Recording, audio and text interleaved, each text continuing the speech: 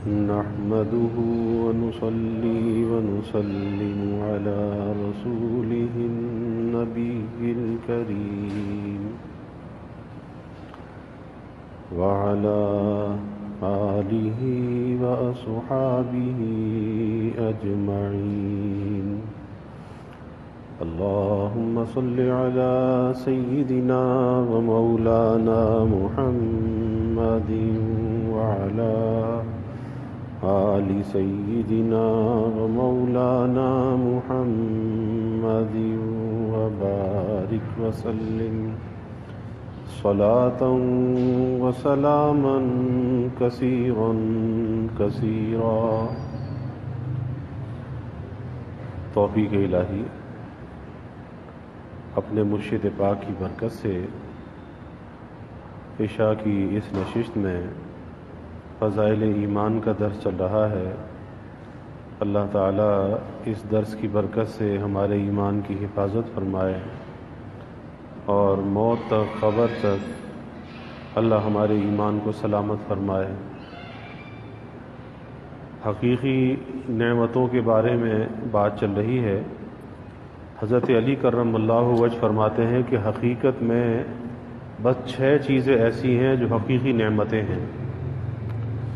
اس میں سے پہلی چیز دین اسلام ہے، دوسرا قرآن مجید ہے، اللہ کا کلام. تیسرے نمبر پر حضور اقدس صلی اللہ علیہ وسلم کی ذات بابرکات، اور چوتھے نمبر پر جو نعمت ہے امن اور عافیت کا حاصل ہو جانا. یہ اللہ کے خزانوں میں بڑی نعمت ہے، انسان کو امن حاصل ہو جائے، عافیت حاصل ہو جائے، یہ بہت بڑی اللہ کی نعمت ہے. اور 5ویں نمبر پر ہے اللہ کی نعمتوں میں بڑی نعمت عیوب پر پردہ پوشی کا ہو جانا، کہ ہر انسان خطا کا پتلا ہے اور کوئی نہ کوئی گناہ، کوئی نہ کوئی خطا، دانستہ نہ دانستہ، ارادتاً غیر ارادتاً اس سے ہوتی رہتی ہے. اور ہر عیب کا یہ اثر ہوتا ہے، ہر برائی کا یہ اثر ہوتا ہے کہ دوسرے کو اگر انسان کی برائی کا پتہ چل جائے تو انسان رسوا ہوتا ہے. دوسروں کی نظروں میں انسان کی عزت، احترام، اس کا وقار وہ گر جاتا ہے. لیکن یہ اللہ تعالیٰ کی اپنے بندوں کے حال پر کرم فرمائی ہے، اللہ کے انعامات میں سے انعام ہے، اللہ کا احسان ہے کہ ادھر یہ بندہ خطا کرتا ہے، گناہ کرتا ہے، نافرمانی کرتا ہے، اللہ تعالیٰ اس کے عیب کو چھپا دیتا ہے. اس کے بیوی بچوں کو پتہ نہیں چلتا کہ اس نے کیا کیا، اس کے ماں باپ کو پتہ نہیں چلتا کہ اس نے کیا کیا، اس کے اساتذہ، اس کے مشائخ، اس کے دوست نہیں پتہ چلتا کہ اس نے کیا کیا. تو اللہ اپنے بندے پر اتنا مہربان ہے کہ اللہ اس کے عیب کو اپنی ستاریت کی چادر سے ڈھانپ دیتا ہے. یعنی اس بندے کو اللہ رسوا کرنا نہیں چاہتا.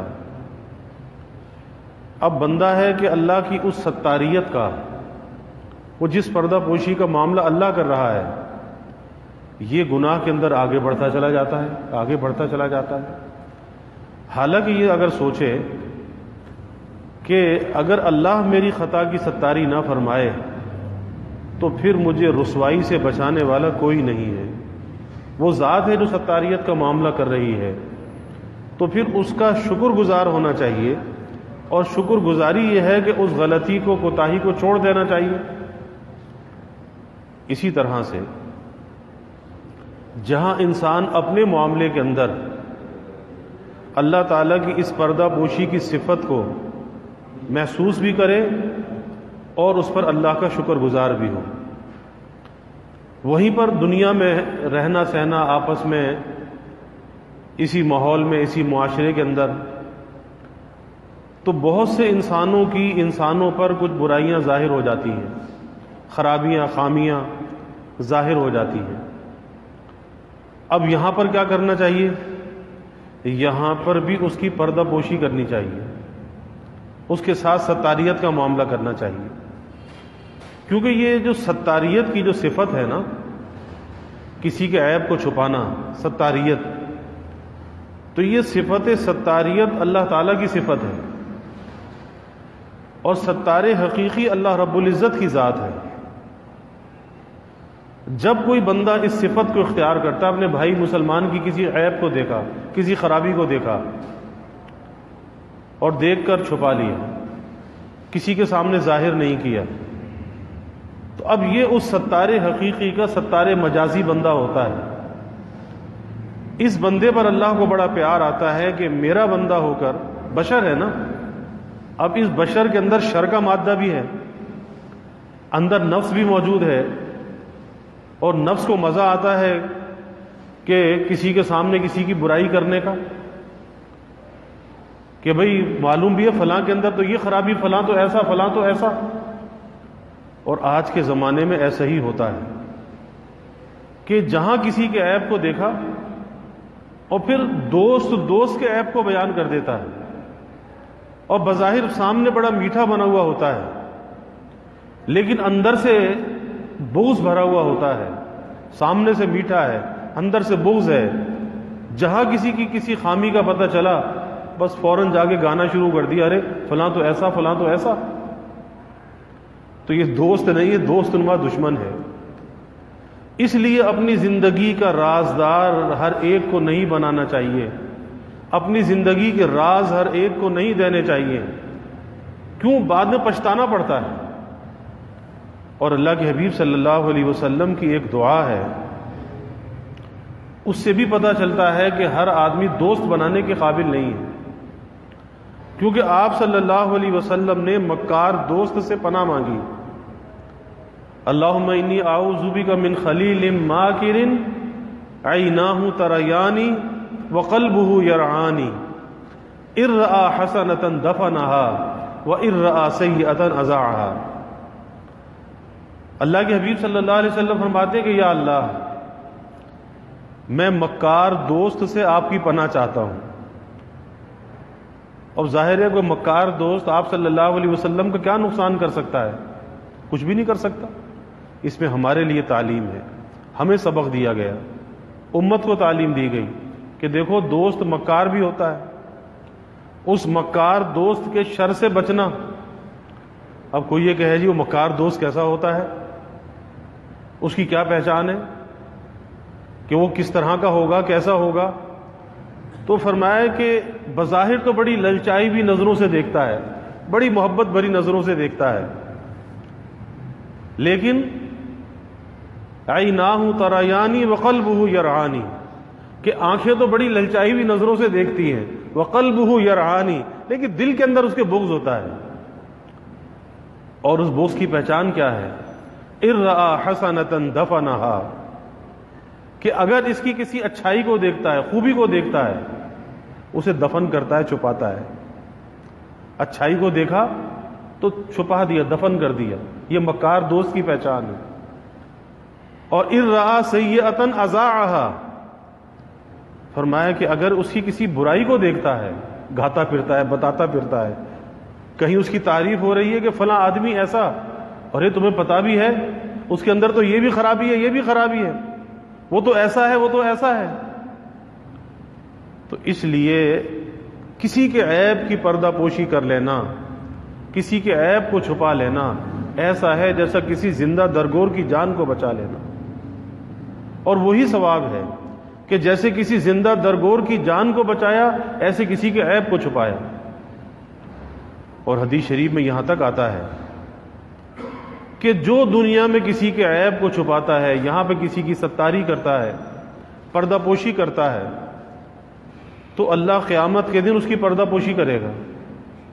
جو یہاں دوسروں کو رسوا نہیں کرے گا، اللہ وہاں رسوا نہیں کرے گا، اور وہاں یہ زیادہ اس بات کا مستحق ہوگا کہ اس کے ساتھ ستاریت کا معاملہ کیا جائے، اس کے عیب کو نہ کھولا جائے۔ کیونکہ دنیا میں تو ایک دھوکہ ہوتا ہے نا کہ جی کسی کو معلوم نہیں ہے کون کس کو کس نظر سے دیکھ رہا ہے، نظروں کے اندر کیا خیانت ہے، کسی کو معلوم نہیں ہے۔ لیکن اللہ کہتا ہے یعلم خائنۃ الاعین وما تخفی الصدور، کہ ہم جانتے ہیں تمہاری نظر کی خیانت کو اور دل میں چھپے ہوئے رازوں کو ہم جانتے ہیں۔ تو اللہ کہتا ہے کہ مجھے تو معلوم ہے، لیکن انسان کو معلوم نہیں کہ کون کس کو کس نظر سے دیکھ رہا ہے۔ لیکن قیامت کے دن تو سارے راز کھل جائیں گے، یہ سارے پردے ہٹ جائیں گے، وہاں تو ایک ایک چیز کا ذرے ذرے کا حساب ہوگا۔ تو اس دن انسان اس بات کی تمنا کرے گا، آرزو کرے گا کہ میرے عیب کو یہاں پہ نہ کھولا جائے، تاکہ اتنی مخلوقات جمع ہیں، اولین اور آخرین جمع ہیں، آدم علیہ السلام سے لے کر حضور صلی اللہ علیہ وسلم تک تمام انبیاء اور تمام انبیاء کی امتیں، ہمارے ماں باپ، ہمارے بیوی بچے، بہن بھائی، اعزا اقربا، رشتہ دار سب موجود ہیں۔ تو کون چاہے گا کہ اس کے عیب کو کھولا جائے؟ ہر آدمی یہی چاہے گا کہ بھئی میرا عیب یہاں پہ نہ کھولا جائے، اس کی ستاری کی جائے۔ تو اس کا طریقہ یہی ہے کہ دنیا کے اندر لوگوں کے عیب کی ستاری کر، دنیا کے اندر دوسروں کی برائیوں کو چھپا لے، کسی کی برائی کو کسی کے اوپر ظاہر نہ کر۔ نفس تو بڑا شریر ہے، نفس کے اندر تو شرارت پیدا ہوتی ہے کہ کسی کی ایک چھوٹی سی خرابی کو دیکھا، اسے بہت بڑی نظر آئی، اور کوئی بات ہاتھ آ گئی، کوئی عیب ہاتھ آ گیا، اب اسے رسوا کرنے کا۔ کیوں کہ نفس کو لذت آتی ہے، مزہ آتا ہے، کسی دوسرے کی بے عزتی کرنے میں، کسی کی عزت کو اچھالنے میں نفس کو مزہ آتا ہے۔ اب اس کا علاج یہ ہے کہ ایک تو اس بات کا استحضار کر کہ اگر تو نے یہاں پر اس کی پردہ دری کی، لوگوں سے اس کے عیب کو ظاہر کیا، کل قیامت کے دن اللہ تیرے عیب کھول دے گا، اور ممکن ہے کہ اللہ دنیا میں تجھے رسوا کر دے۔ اللہ تو قادر ہے نا کہ اللہ اگر کسی کو رسوا کرنا چاہے پھر کوئی اسے بچا نہیں سکتا، اور اللہ کسی کی ستاری کرنا چاہے پھر کوئی اسے رسوا نہیں کر سکتا۔ اللہ دنیا میں تجھے رسوا کر دے، اور یہ تو صدقہ ہے رسول اللہ صلی اللہ علیہ وسلم کا۔ ورنہ ماضی کی امتوں کے اندر ایسا ہوتا تھا کہ اگر انسان کوئی گناہ کرتا تھا تو صبح کو اس کے مکان کے دروازے پر لکھا ہوتا تھا، دیوار پر لکھا ہوتا تھا، اس نے فلاں گناہ کیا ہے، یعنی کوئی ستاری نہیں، کوئی اس کی پردہ پوشی نہیں۔ تو معاشرے کے اندر رسوا ہو جاتا تھا کہ ارے یہ آدمی ایسا ہے۔ یہ تو صدقہ ہے رسول اللہ صلی اللہ علیہ وسلم کا کہ اللہ تعالی ہمارے عیب کو چھپا لیتے ہیں۔ تو نفس کے اندر جب یہ شرارت پیدا ہو، کسی کی کوئی غلطی معلوم ہو جائے، کوئی کوتاہی معلوم ہو جائے، تو فوراً اپنے نفس سے یہ کہے، اپنے آپ سے کبھی مکالمہ بھی تو کرنا چاہیے نا۔ یہ نہیں کہ اپنے آپ میاں مٹھو بنے ہوئے ہیں بس، کہ بس ہم سے اچھا تو کوئی ہے ہی نہیں۔ نہیں بھائی، میاں مٹھو نہیں ہو، انسان تو خرابیوں کا پلندہ ہے، برائیوں کا مجموعہ ہے۔ کوئی اپنے کو نہیں کہہ سکتا کہ میں برائیوں سے بری ذمہ ہوں۔ فوراً اپنے آپ سے مکالمہ کرنا چاہیے کہ آج اگر تو یہاں پر اس کی عیب کو چھپائے گا، کل قیامت کے دن اللہ تیرے عیب کو چھپائے گا۔ اور پھر یہ سوچنا چاہیے کہ اس کے اندر تو ایک خرابی ہے نا، ایک خرابی مجھے معلوم ہوئی ہے، اور پتہ نہیں وہ ایک خرابی اس کے اندر حقیقت بھی ہے یا نہیں ہے۔ بعض اوقات انسان کا گمان ہوتا ہے، حقیقت نہیں ہوتی۔ انسان صرف گمان کی بنا پر کوئی کسی کے بارے میں رائے قائم کر لیتا ہے، اور حقیقت اس کے اندر موجود نہیں ہوتی، اور اس سے بدگمان بھی ہو جاتا ہے، اس کے بارے میں کسی برائی کا اظہار بھی کر بیٹھتا ہے، اور وہ صرف گمان پر مبنی بات ہوتی ہے، حقیقت سے اس کا کوئی تعلق نہیں ہوتا۔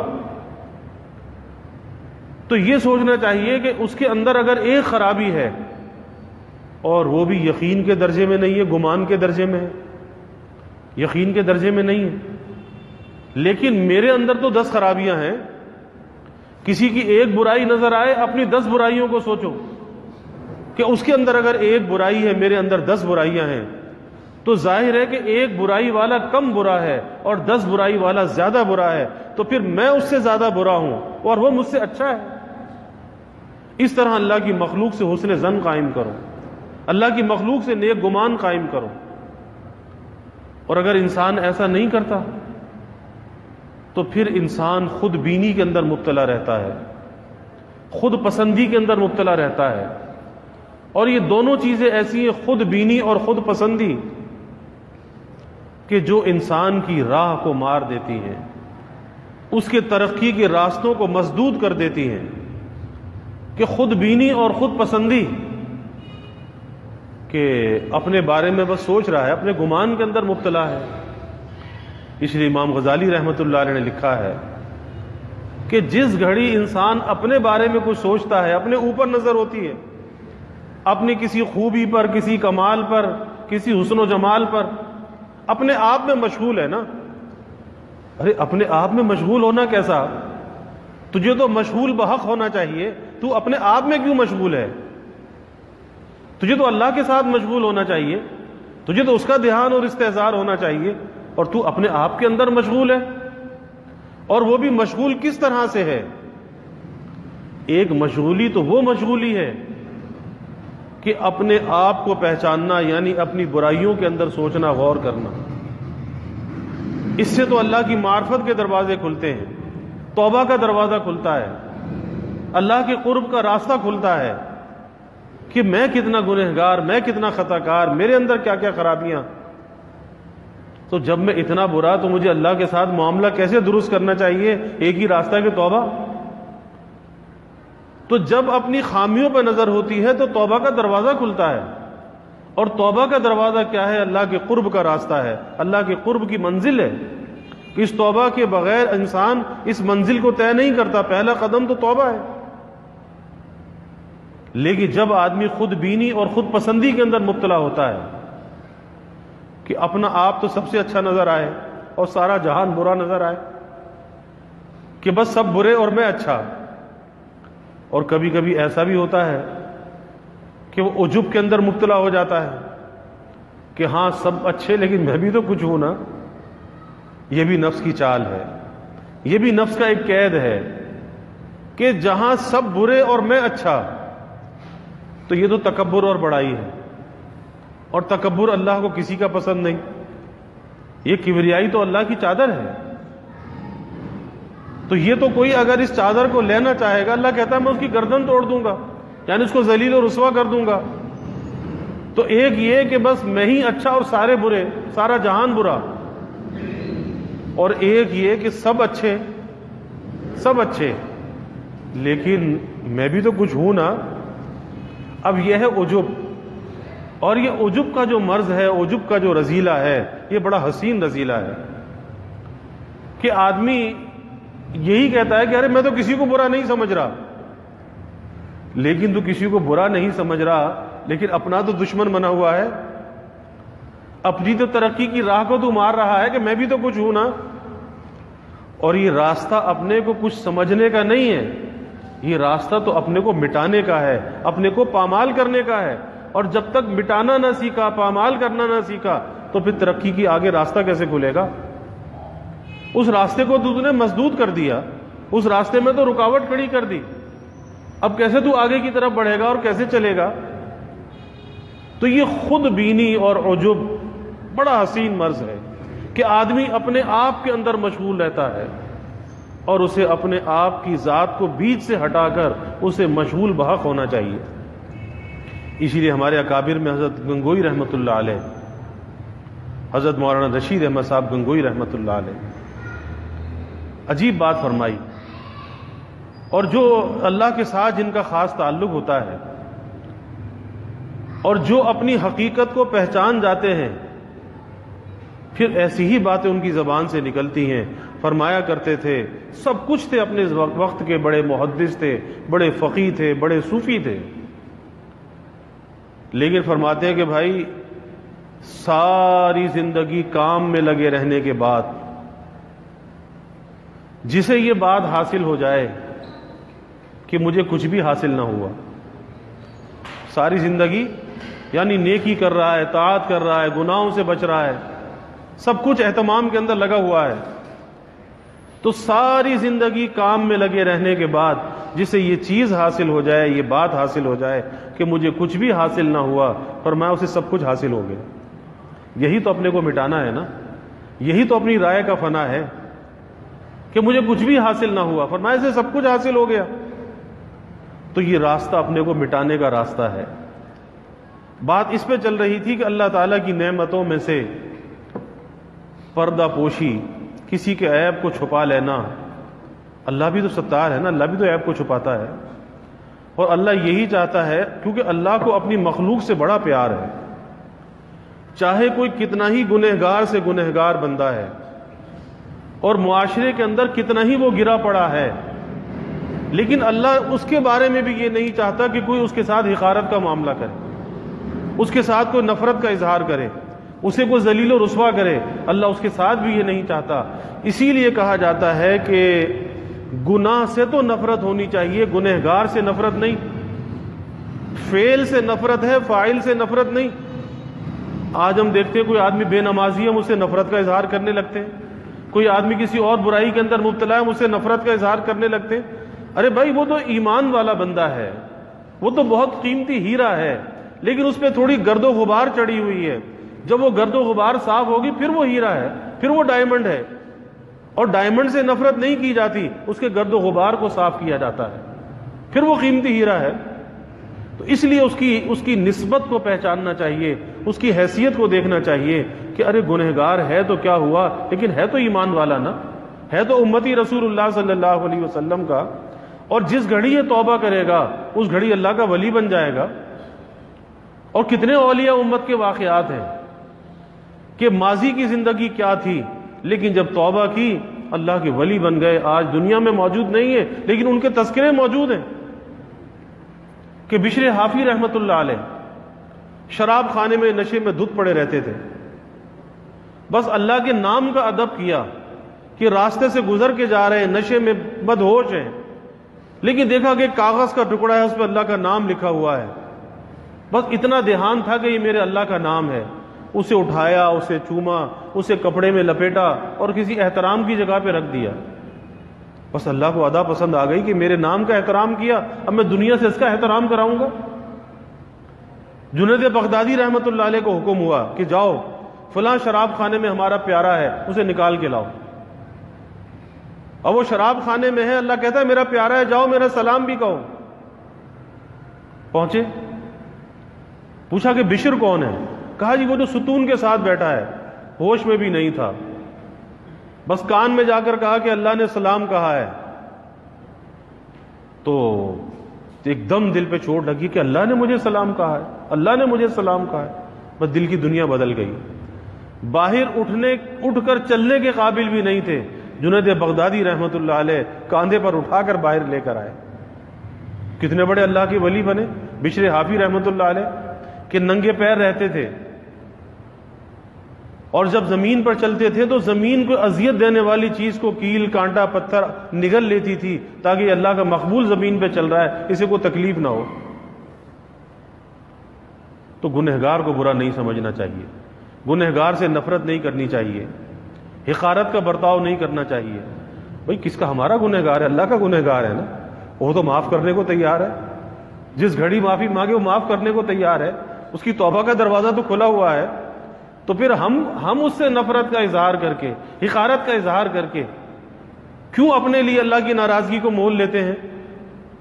اس لیے کبھی کسی گنہگار کو برا نہ سمجھے، بلکہ ہر ایک کے عیب کی ستاری کرے، پردہ پوشی کرے، کسی کی بات کسی کے سامنے ظاہر نہ کرے۔ اللہ یہی چاہتا ہے، آج جو دنیا میں کسی کے عیب کو چھپائے گا، کل قیامت کے دن اللہ اس کے عیب کو چھپائے گا۔ اللہ ہمیں عمل کی توفیق عطا فرمائے۔ وآخر دعوانا الحمد للہ رب العالمین والعاقبۃ للمتقین والصلاة والسلام علی اشرف الانبیاء والمرسلین اللہم صل علی سیدنا و مولانا محمد وعلی آل سیدنا و مولانا محمد وبارک وسلم ربنا آتنا فی الدنیا حسنہ وفی الآخرۃ حسنہ وقنا عذاب النار ربنا اتمم لنا نورنا واغفر لنا انك على كل شيء قدير اللهم اعنا على ذكرك وشكرك وحسن عبادتك اللهم وفقنا لما تحب وترضى من القول والعمل والفعل والنية والهدى انك على كل شيء قدير اللهم ارزقنا حبك وحب حبيبك صلى الله عليه وسلم اللهم ارزقنا شهادة في سبيلك واجعل موتنا ببلد رسولك یا اللہ یا رحمان یا رحیم یا کریم یا ارحم الراحمین یا اکرم الاکرمین۔ یا اللہ ہمارے گناہوں کو معاف فرما، یا اللہ ہماری خطایا سے درگزر فرما، یا اللہ اپنی محبت معرفت عطا فرما، اپنی رضا والی زندگی یا اللہ نصیب فرما، اپنے رضا والے کاموں کی یا اللہ توفیق عطا فرما۔ یا اللہ نعمت اسلام پر ہمیں شکر کی توفیق عطا فرما، نعمت قرآن پر یا اللہ ہمیں شکر کی توفیق عطا فرما۔ یا اللہ رسول اللہ صلی اللہ علیہ وسلم کی ذات بابرکات اور آپ کا دامن جو ہمیں عطا فرمایا، اے اللہ اس نعمت پر ہمیں شکر کی توفیق عطا فرما۔